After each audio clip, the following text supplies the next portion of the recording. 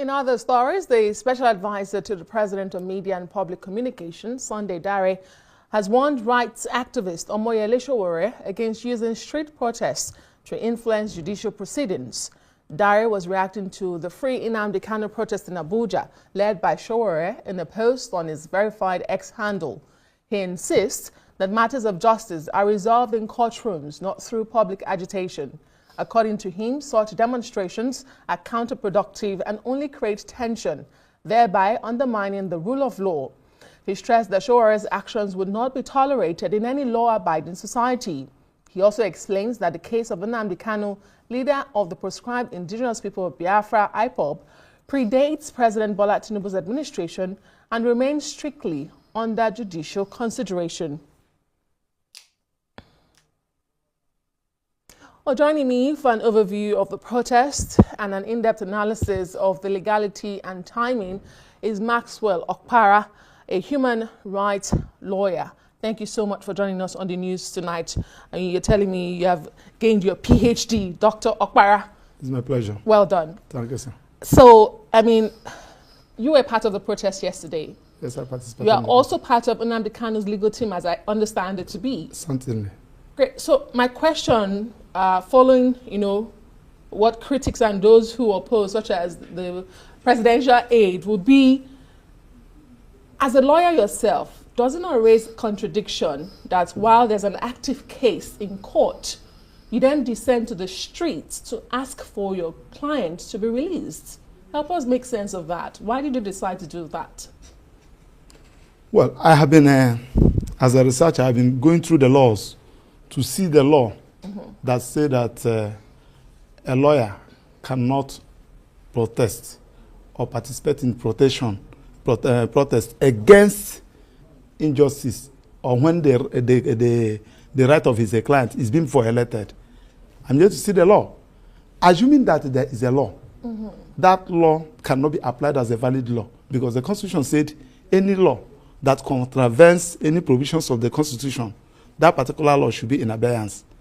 Now, having said that, we are not protesting, asking court to give us judgment.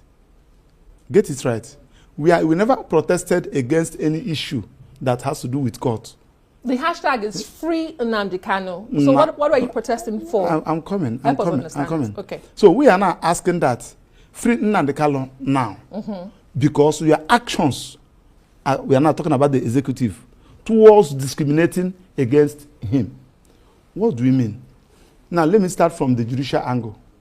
Courts, 5 courts, 2 foreign courts and 3 local courts has given judgment in favor of Nnamdi Kanu against federal government.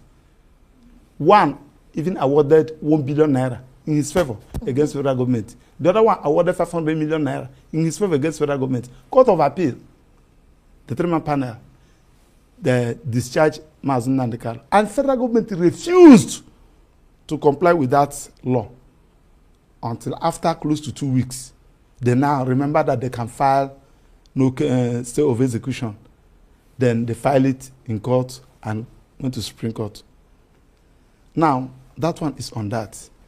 Now, the president now, instead of looking at all these issues, rather what the president did is this.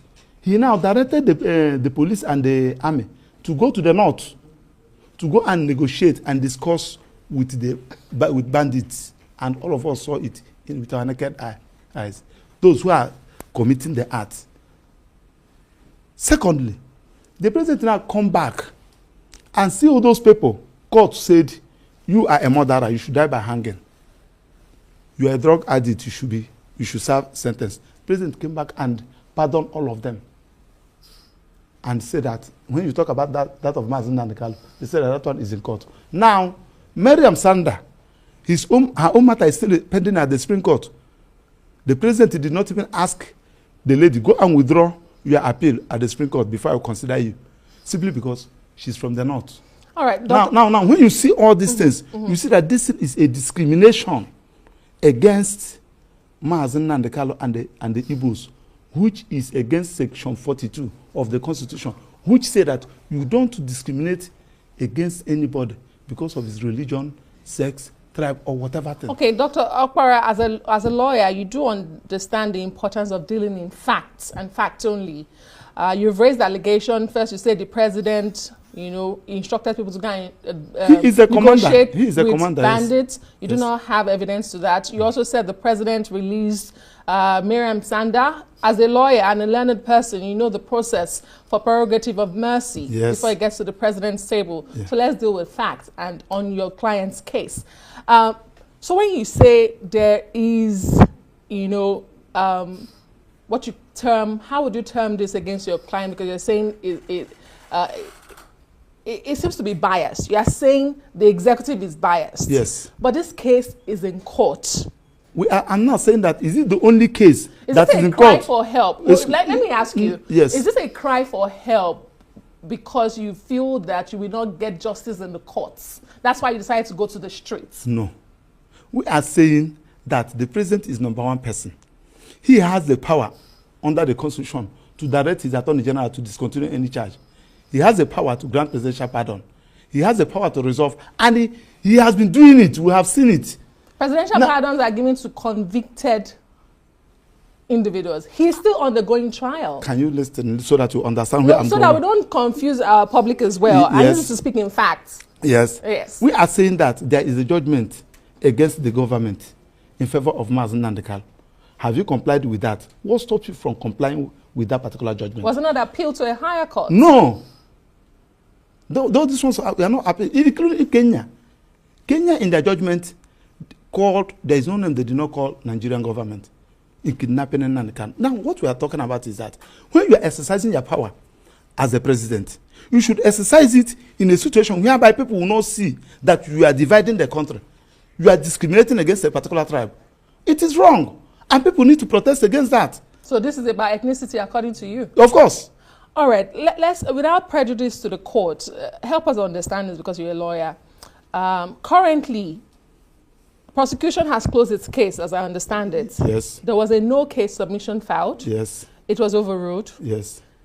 The defendant, you, a call to come and open your trial by 23rd. By on the 23rd, yes. Which is 2 days away from now. We are good to go. But you are on the streets. Protesting? Yes. Who said that I cannot protest? I want to get, may I be guided? Who said that I cannot protest? Do you know the meaning of protest? That I cannot complain. I'm not saying you cannot protest. I'm saying protest means complain. Protest means complain. That's the meaning of protest. And you don't, can I ask you? It means expressing what you have in mind so that the president can right the wrong. So this is about the president. You are calling on the president. On the president, not on the judiciary. Not the judiciary. Not on the judiciary. Okay, so my final question to you before I let you go. Do you have faith in the Nigerian judiciary to prosecute this case? Well, I can say yes and no. Why should I say yes? Yeah. Why I say yes is that because I have seen where judges, Nigerian judiciary delivered judgment where all of us clap. Okay. I can also say no, where we have seen a judgment that if such a thing happened, just like that of Nnamdi Kanu, Court of Appeal gave judgment. Forthwith, federal government refused.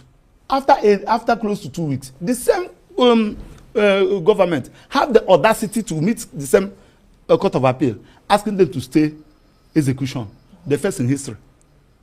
Case Nnamdi Kanu, the first in history. You now stay execution. Staying what? And it was granted before they now goes to Court of Appeal. So in that particular instance, if you should ask me, judiciary did not behave well. But we have seen where judiciary look at the government, they say this one is wrong, and they give judgment against them. That's why I said yes and no. Okay, great. As a Nigerian, I mean, you have the fundamental rights to protest on any matter. Thank you so much for coming on the news tonight. We do appreciate your time. It's my pleasure. Dr. Opara is a human rights activist and a lawyer as well.